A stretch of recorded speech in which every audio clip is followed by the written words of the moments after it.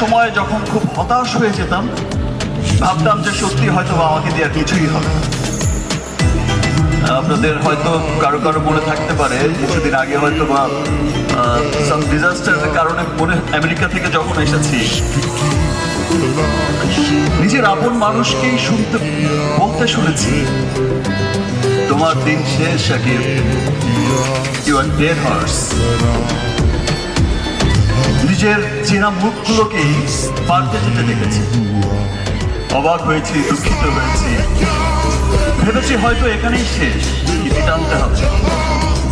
আবার ভেবেছি যাওয়ার আগে লাস্ট একটা ট্রাই তো করে যাই, এতগুলো বছর মানুষগুলো আমাকে ভালোবাসলো, একটা ট্রাই করে যাই, তাহলে চলে যাবো, ছেড়ে দেবো চলচ্চিত্র।